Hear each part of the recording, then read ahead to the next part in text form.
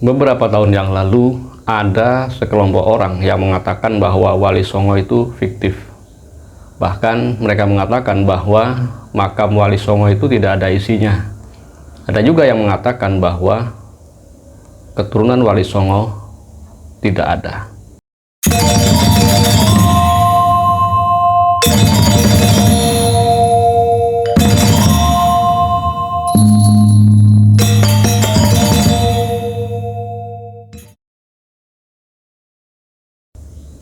Nah, beberapa waktu terakhir ini ada satu bukti lagi yang mengatakan bahwa Wali Songo itu real, ada orangnya.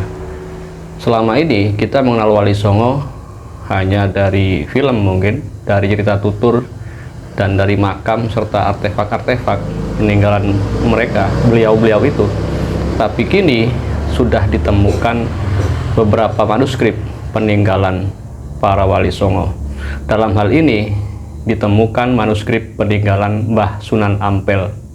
Pada sebuah video, saya mendapat kiriman sebuah video dari Kiai Zen Imanadi, di mana beliau adalah salah satu anggota Alap-Alap Mataram.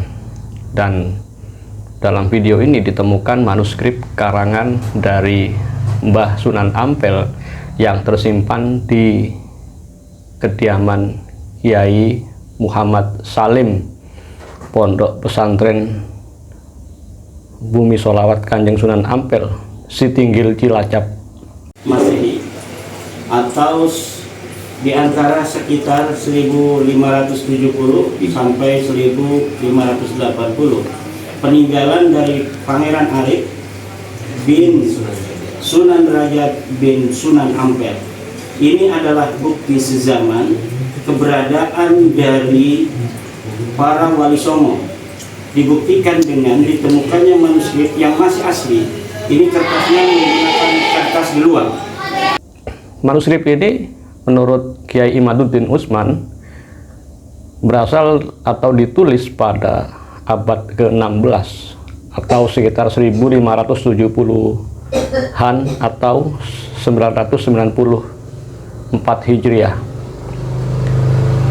Kenapa Kiai Imaduddin bisa mengklaim bahwa naskah tersebut berasal dari abad tersebut, abad ke-16? Karena artefak-artefak ini ditulis dalam bentuk kertas deluang. Apakah dia menggunakan kertas deluang, kertas Eropa, kertas Cina? Apakah terbuat dari kayu, apa terbuat dari bambu, atau yang lainnya? Kalau kertasnya kertas Eropa, itu ada watermark dari abad 19. Jadi kemungkinan besar kalau menggunakan kertas Eropa, dia berasal dari tahun 1800, maksimal 1700. Tapi kalau sudah menggunakan kertas deluang semacam ini menunjukkan ini adalah kertas asli Nusantara. Kertas deluang itu mulai digunakan oleh orang-orang tua kita zaman dulu sejak masuknya Islam di Indonesia. Ini kertas asli, masih kertas deluang, yang di dalam kertas deluang ini tidak ada watermark. Jadi untuk mengetahui kapankah dia ditulis, ini kita lihat kolofon daripada manuskrip itu. Apakah kertas deluang itu? Kertas deluang adalah kertas yang terbuat dari serat kayu. Jadi sebelum bangsa Cina membawa kertas yang dari jerami itu ke Nusantara, dan sebelum bangsa Eropa membawa kertas modern ke Nusantara, Nusantara sudah bisa membuat kertas, yaitu kertas deluang yang terbuat dari serat kayu, khususnya kayu murbei, yang dipipihkan kemudian ditulisi berbagai naskah, khususnya naskah-naskah agama, baik itu Islam atau agama-agama sebelumnya. Dalam naskah yang ditunjukkan oleh Kiai Imaduddin Usman ini dan beberapa video yang lain, sudah jelas bahwa kitab-kitab tersebut terbuat dari deluang. Adapun ciri-ciri deluang, yang pertama adalah terdapat serat kayu yang tidak rapi, berwarna coklat, krem atau kuning tua. Ukuran lembaran setiap halaman kertas tiluan ini tidak rapi atau tidak presisi dan dijahit dengan benang. Biasanya sampulnya terbuat dari kulit binatang atau kulit kayu.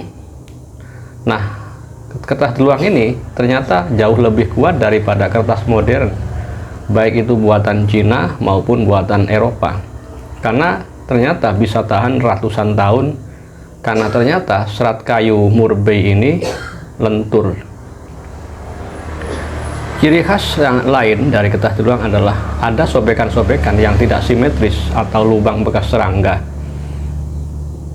Dan tinta yang digunakan biasanya tinta tradisional yang saat itu terbuat dari beberapa getah pohon seperti getah jarak, kemudian dicampur pewarna genjreng. Sebelum ada tinta Cina, leluhur kita sudah menciptakan tinta sendiri dan ditulis dengan kalam. Kalam itu pena yang terbuat dari pelepah sagu. Ciri lain dari manuskrip yang terbuat dari kertas tiluan ini, biasanya tintanya hitam, menyerap tidak rata, dan ketebalannya tidak merata. Permukaan kertas tiluan ini agak kasar, kemudian seratnya memanjang, kadang masih terlihat saat diterawang. Beberapa tempat yang digunakan untuk menyimpan koleksi kitab-kitab yang terbuat dari kertas tiluan ini, salah satunya adalah Perpustakaan Nasional Republik Indonesia, kemudian Keraton Yogyakarta, Keraton Surakarta, dan Universitas Leiden Belanda, karena memang banyak manuskrip-manuskrip kita yang dicuri oleh penjajah Belanda saat itu. Nah, naskah-naskah yang ditunjukkan oleh Kiai Imad yang tersimpan di kediaman Kiai Muhammad Salim ini diidentifikasi sangat tua, karena yang pertama di situ terdapat kolofon atau catatan penulis. Jadi para penulisnya ini menyebutkan bahwa kitab tersebut ditulis pada tanggal ini, tahun ini, oleh ini atau penyalinnya bernama ini. Kemudian yang kedua, menyebut tokoh pesantren. Di dalam naskah-naskah yang dijelaskan oleh Kiai Imaduddin ini ada beberapa nama yang tertera, bahkan sanadnya sambung kepada Mbah Sunan Ampel. Kemudian juga naskah ini terbuat dari tiluan asli dan tulisannya penuh tulisan tangan dari karakter seorang yang sama. Jadi ditulis oleh orang yang sama sehingga karakter tulisannya itu sama. Kemudian ada sanad juga, ada sanad silsilah dalam kitab ini, dan kondisinya untuk ukuran naskah peninggalan Mbah Sunan Ampel sangat utuh. Adalah kalimat terakhir yang ada di dalam sebuah manuskrip, menunjukkan tahun berapa dia disalin dan siapa penyalinnya. Di dalam salah satu tadi sudah diberikan contoh oleh Kiai Salim, yaitu ada yang berangkat tahun 994 Hijriah dari Pangeran Arif itu menunjukkan 1580 ya kira-kira. Nah, ini menunjukkan bahwa para pakar sejarah yang selama ini sedang mencari di mana manuskrip Wali Songo, hari ini kita telah menemukannya.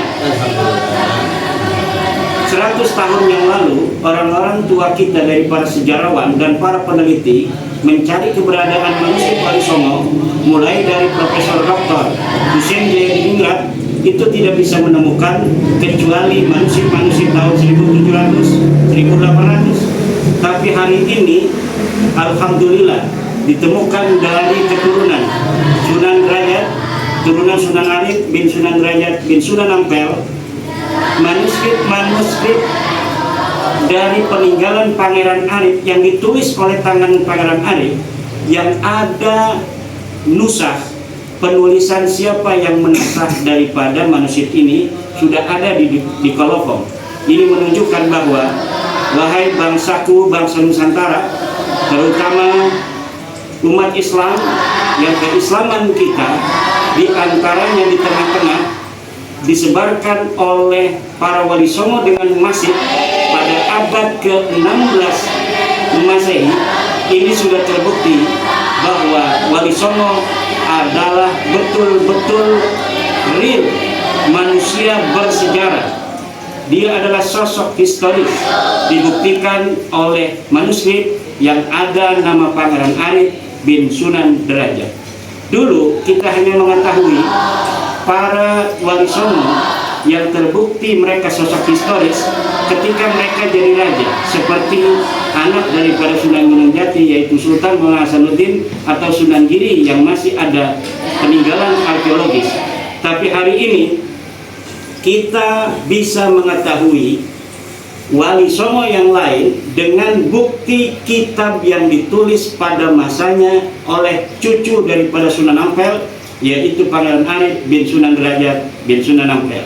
Ini membuktikan kekayaan khasanah daripada keagamaan Islam di Indonesia yang dibuktikan dengan peninggalan-peninggalan turas dari Sunan Derajat yang ditulis oleh putranya Pangeran Arif bin Sunan Derajat. Ini membuktikan bahwa wali songo adalah sosok historis dan menyebarnya agama Islam di Indonesia betul-betul telah dibuktikan adalah andil daripada wali songo. Hai, saya merekam audio dalam video ini dengan mikrofon Boya. Mikrofon Boya sangat sensitif terhadap suara. Desain mikrofon sangat kecil, cukup samar diselipkan di kerah baju atau bagian lainnya.